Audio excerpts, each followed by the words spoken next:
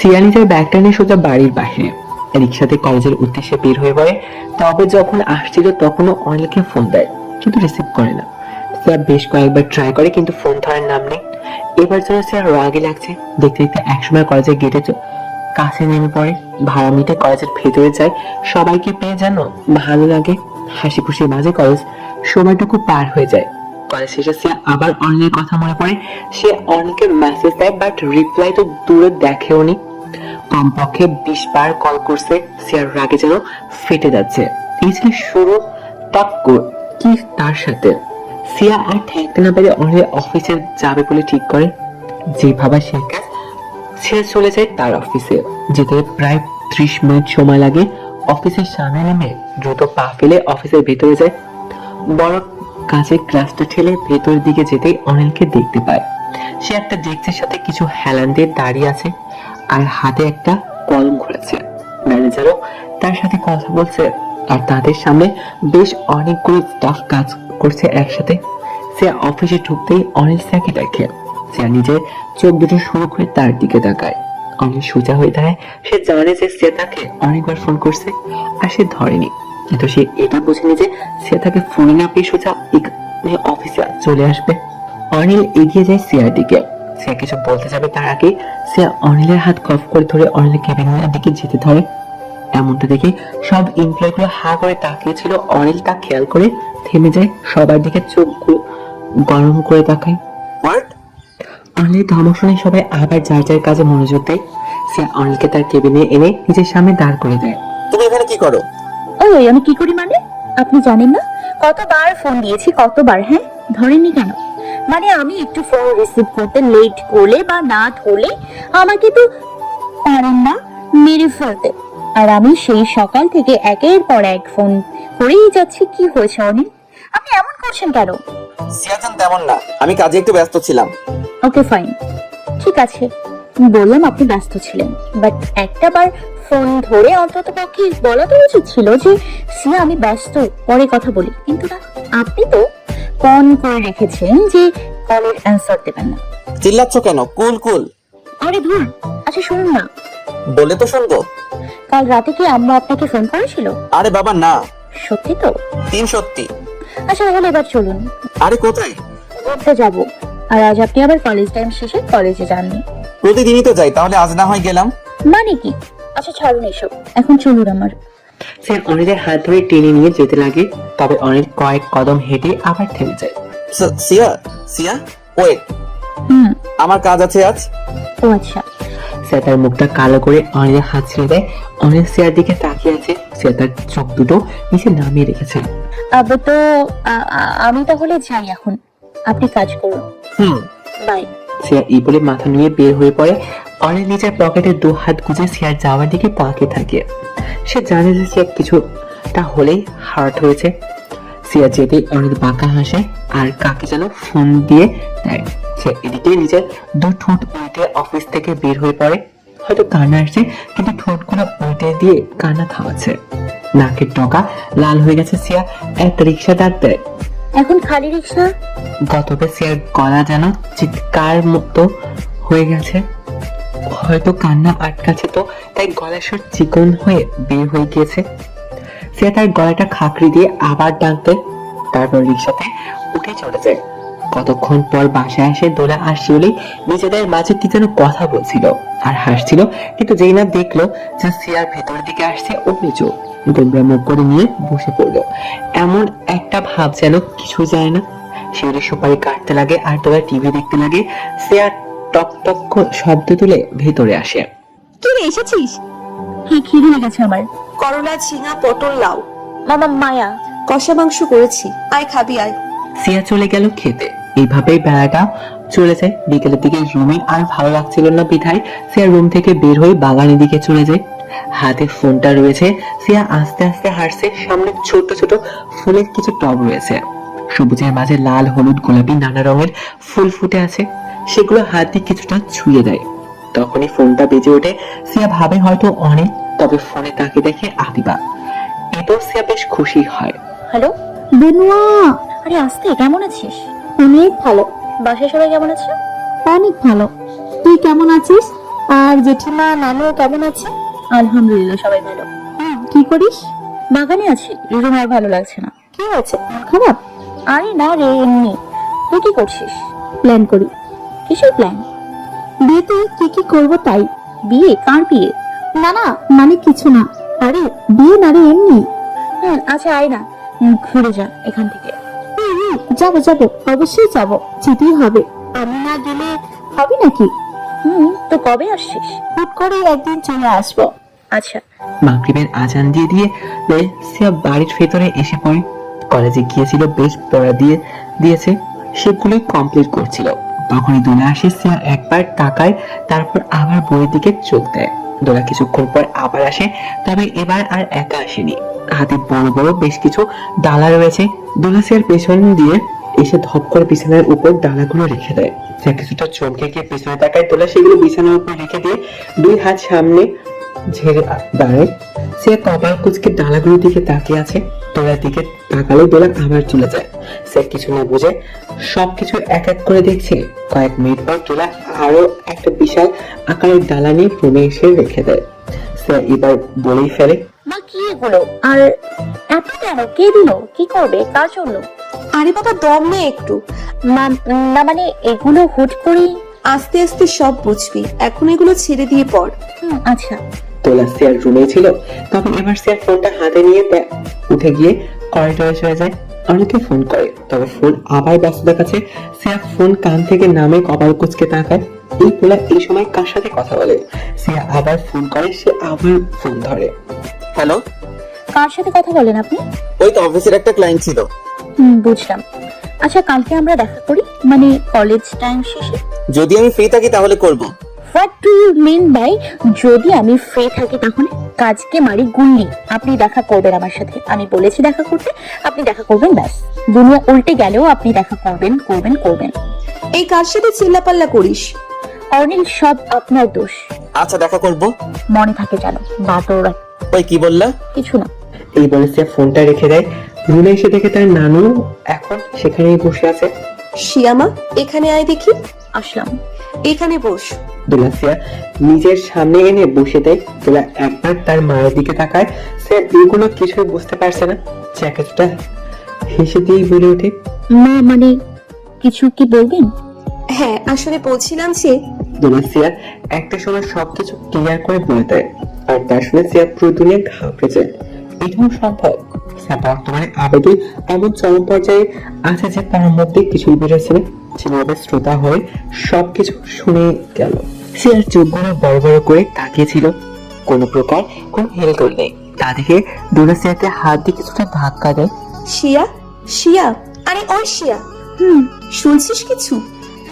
শোন, ছেলে অনেক ভালো, বুঝলি? তোকে দেখেছে আর দেখা মাত্রই পছন্দ করে ফেলেছে, অর্থাৎ তোর জন্য পাগল। আমাকে বলেছে সবকিছুই। আর ছেলে অনেক ভালো চাকরি করে, ছেলে হিসেবে একেবারে পারফেক্ট। আর পরিবার বলতে এই তো আমরাই। আমার মানে? আমরা মানে এই তো আমরা, মানে বিয়ে হলে তো এক পরিবারই হয়ে গেলাম, তাই না বল? আর শোন, এত ভালো ছেলেকে আমি আসলে হাতছাড়া করতে চাইনি, তাই বিয়ে ঠিক করে ফেলেছি। কিন্তু আমাকে। আরে তোকে আর কি জিজ্ঞেস করবো বল? আমি তো জানি যে তুই আমার সোনার টুকরো মেয়ে, কখনোই আমার কথার অবাধ্য হবি না। তাই ভাবলাম যে যত দ্রুত সম্ভব সব ঠিকঠাক করে ফেলি। তাই বিয়ের কথা একেবারে পাকাপোক্ত করেই আসলাম। না, আমার কিছু টাইম লাগতো। আরে না, কিসের টাইম? এখন কোনো সময় নেওয়া যাবে না, এখন শুধু বিয়ে হবে। তোর যা করা তুই এই 2-1 দিনের মাঝে সব করে নে। 2-1 দিন মানে? বিয়ে তো আগামী পরশু রে। কি? সে এখন আর বসে থাকতে না পেরে এক ঝটকায় উঠে দাঁড়িয়ে পড়লো। তার নিজের বিয়ে পরশুদিন, আর সে নিজেই জানে না। বাহ মা, এটা কোনো কথা না। কি করছো আর কি বলছো তোমরা? ভেবেছো একবার? আমাকে আমাকে জিজ্ঞেস করতে পারলে না? কেন, তুই রাজি না? কি সমস্যা? আমাকে একটু একা থাকতে দাও তো এখন, প্লিজ। মাথা ফেটে পড়ছে আমার, প্লিজ একা থাকতে দাও কিছুক্ষণ আমাকে। আচ্ছা, তা না হয় দিলাম, তবে এই ডালাগুলো এখানেই থাক। সব তোর জন্য জিনিস আছে, এক এক করে খুলে দেখ। এই বলে শিউলি আর দৌড়ে চলে গেল। সিয়া হাতে নখ খাচ্ছিল আর ডালাগুলোর দিকে তাকিয়েছিল। তখনই দোলা যাবার আগে পেছনে ফিরে আবার সিয়ার উদ্দেশ্যে বলে ওঠে, শিয়া শোন, বিয়ে কিন্তু পরশু, আর এখন রাত। তো ওই হিসেবে বিয়ের আর একদিন আছে বলা যায়। এই বলে দোলা চলে যায় আর সিয়া নিজের চুল নিজের খামচে ধরে দেয়। এক চিল্লানি, মন চাচ্ছে সত্যি সত্যি নিজের চুলগুলো টেনে ছিঁড়ে ফেলুক।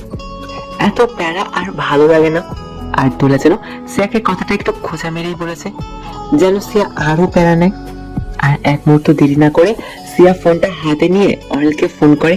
ফোন বাজতে বাজতে কেটে যাচ্ছে, তবে ধরছে না। সিয়া এখন রাগে কান্না আসছে, সবই তার সাথে এমন শুরু করছে কেন। একটা সময় কল রিসিভ হয়। সিয়া জান। মরছে। কি সিয়া মরছে। ফাইজলামি করো? অর্ণি, এই বলে সিয়া সত্যি সত্যি কেঁদে দেয়। আরে সিয়া কাঁদছো কেন? হয়েছে কি? Are you okay? I am not okay. কি হয়েছে? কেউ কি কিছু বলেছে? আমার বিয়ে ঠিক। ও আচ্ছা, এই ব্যাপার। এই ব্যাপার মানে? আরে আমার বিয়ে ঠিক হয়ে আছে। বিয়ে বলছেন আপনি? বিয়ে? আর আপনি বলছেন এই ব্যাপার? তাতে কি এমন হয়েছে? আরে আশ্চর্য, আমার বিয়ে ঠিক হয়েছে আর আপনি ব্যাপারটাকে এত হালকা করে দিচ্ছেন। অনিল, আমি অন্য কারোর বউ হয়ে যাব, অন্য জনের ঘর সংসার করব।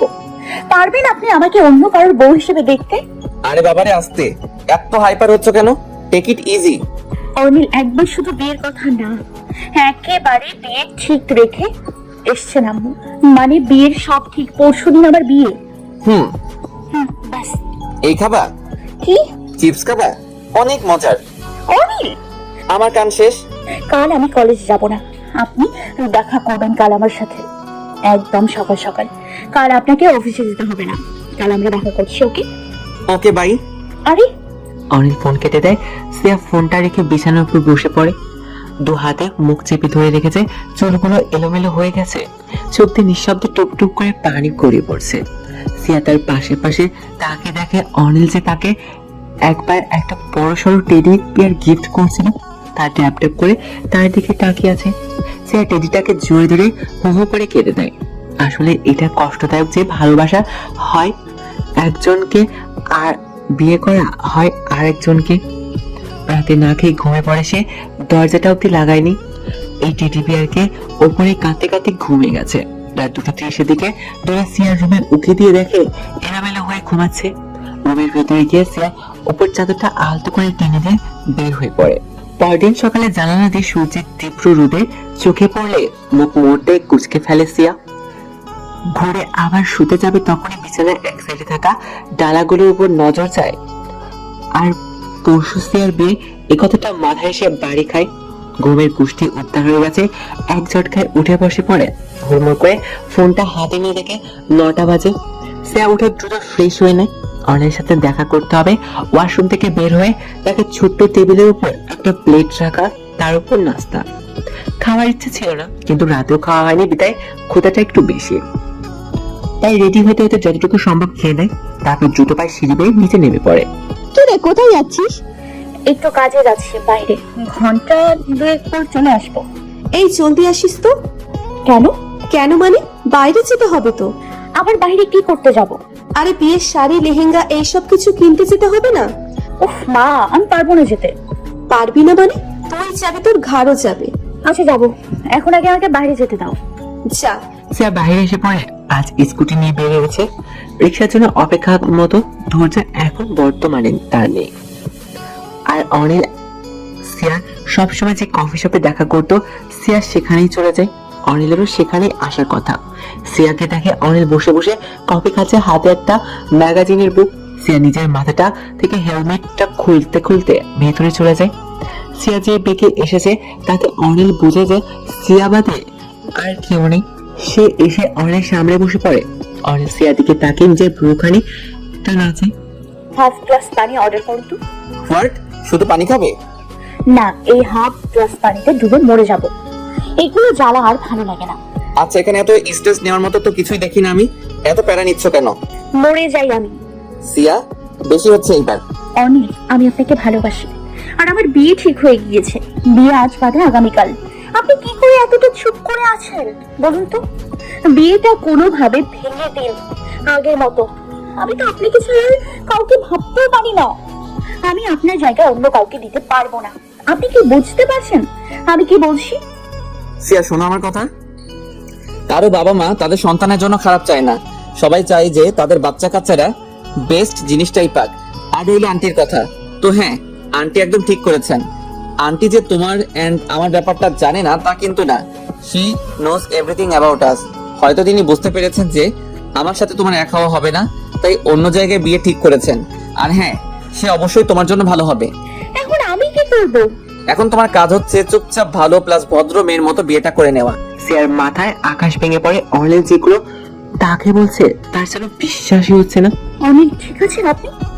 আপনি এখন কি বলছেন? কোনো হুঁশ আছে আপনার? হ্যাঁ, ড্রিঙ্ক তো করিনি, আমি তো একদম ঠিকই আছি। এসবের মানে কি? তাহলে কি আমি? তোমার মা যার সাথে বিয়ে ঠিক করেছেন তাকেই বিয়ে করে নাও। অনিল, শোনো, বাসায় যাও, কাল বিয়ে, সব গিয়ে দেখো, এনজয় করো। তা না করে কি এখানে এসে এমন কান্নাকাটি করছো? আমার ইমোশনস গুলো এখন আপনার কাছে কান্নাকাটি মনে হচ্ছে, তাই না? ও মা, কান্না করলে কাঁদছো তা বলবো না? আচ্ছা যাই হোক, ছাড়ো এসব। যাও, তুমি বাসায় যাও। বিয়ের আগে পরপুরুষের সাথে এভাবে দেখা বা কথা বলতে হয় না। বাড়ি যাও। অনিল সিয়াকে এগুলো বলছিল আর সিয়া এক ধ্যানে অনিলের দিকে তাকিয়েছিল। চোখ দুটো সিয়ার ফুলে গেছে কান্না করতে করতে। অনিলের কথা বলার মাঝে এক ওয়েটার এসে ঠান্ডা পানি আর কফি দিয়ে চলে যায়। অনিল তখনও কথা বলতেই আছে। বুঝলে, আমরা যা চাই তাই যে সবসময় পেতে হবে এমন তো কোনো কথা না, তাই না? আর যদি সেটা পাওয়ার সুযোগ থেকেও তাকে দূরে সরিয়ে দিই তো? তাহলেও ভালো। বাদ দাও না। আরে মেয়ে, বিয়ে কাল, যাও সেদিকটা সামলাও। ধুমধাম করে বিয়ে হবে। আর ভুলে যাও যে আমি ছিলাম তোমার লাইফে। এখানে শেষ, ব্রেকআপ বলা যায়। যাও, সাবধানে বাসায় যাও, হবু বউ। সিয়ার এখন রাগ আউট অফ কন্ট্রোল হয়ে গেল। ঝটকারি দাঁড়িয়ে পড়ে, দাঁতগুলো রাগে কটমট করছে।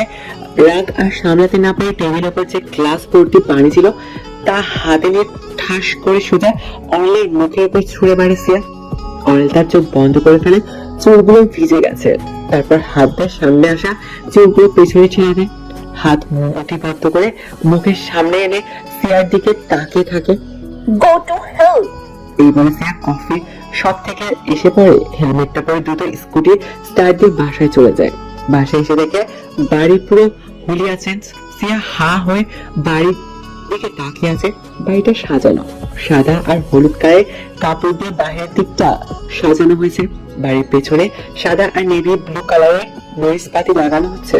বেশ অনেক মানুষ এখন এসেছে। সিয়া ভেতরে গিয়ে দেখে সেটাও খুব অনেক সুন্দর করে সাজিয়েছে। হ্যান্ডেলের দিকে থোকা থোকা ফুল। সিয়া এই সব কিছু ঘুরে ঘুরে দেখছিল, তখন পিছন থেকে কেউ একজন খুব টাইটলি জড়িয়ে ধরে। শিরু, আরে ছাড়, দম গেল আমার, ছাড় আমারে কুত্তি। সিয়া আদিবার দিকে তাকায়। কি রে, তোর চোখ কেমন ফুলেছে কেন? আরে আর বলিস না, স্কুটি দিয়ে গিয়েছিলাম তুই, আর তুই তো জানিসই যে রাস্তায় কি ধুলোবালি। দু চোখ ভরে ধুলো চলে গিয়েছে। ইচ্ছে মতো দু হাতে দৌড়েছি, তাই ফুলে গিয়েছে আর পানি বের হয়েছে। ওহ আচ্ছা। তুই কখন এসছিস? আর ভাইয়াও কি এসছে নাকি? না, আপাতত শুধু আমি এসেছি, তারা সবাই বিয়েতে আসবে। ও, বিয়ের জন্য এসছিস তুই? অবশ্য তোর বিয়ে তো আমি আসবো না। যা রেডিও, বাইরে বের হবো। আমার ভালো লাগছে না, আমি না হয় না যাই, তোরা সবাইকে কেনাকাটা কর। বিয়ে তো, আর তুই যাবি না, এই কেমন কথা? কিন্তু সিয়া এসেছিস, যা দ্রুত রেডি হয়ে নে। তুই ছাই। এই বলে সিয়া রুমে চলে গেল। একটা ব্রাউন কালারের গোল জামা পরে বের হয়ে পড়ে। তারা হয়তো দুপুরের দিকে গিয়েছিল শপিং এ, আর আশায় ফিরেছে সন্ধ্যাবেলায়। ভাবা যায় বাসায় এসে এক গাদা সব জিনিস রাখে। বাড়িতে যার কাজ করছিল তারা সবাই বাড়ির ভিতরে আনে। সিয়া দেখে সবাই কত খুশি, কত হ্যাপি তারা। কিন্তু এর এক বিন্দু পরিমাণে হ্যাপিনেস সিয়ার মাঝে নেই। কাজ করছে না কোনো ফিলিংসই। তবে সিয়া অনিলকে দেখে বেশ অবাক। এত চেনা মানুষটা কি করে এত অচেনা হয়ে গেল, জাস্ট ভাবতে পারছে না সে। অনিল এক ফোঁটাও চিন্তা নেই, তাই তো কিভাবে আজ সকালে গড় গড় করে সব নির্দ্বিধায় বলে দিল। কিন্তু সিয়া যেন এটা আর নিতে পারছে না। অনিল হয়তো তাকে কখনো ভালোই বাসেনি, তাই এত সহজে বিয়ে করতে বলে দিল। মানুষটা আলাদা হয়ে যাচ্ছে, বিচ্ছেদ হয়ে যায়, ঠিক আছে, তবে হয়তো ফ্যামিলি তা মেনে না নেওয়ার জন্য বা ছেলের কাছে একটা ভালো চাকরি না থাকার জন্য। কিন্তু এখানে কি, এখানে তো সব ঠিকঠাক। তাহলে কেন অনিল সিয়াকে অন্যজনে হয়ে যেতে বললো? সিয়া হলরুমে সবার সাথে বসে আছে আর তার মাথায় এগুলো চিন্তা ভর করছে। নানান ভাবনায় মাথা পুরো হ্যাং মেরেছে।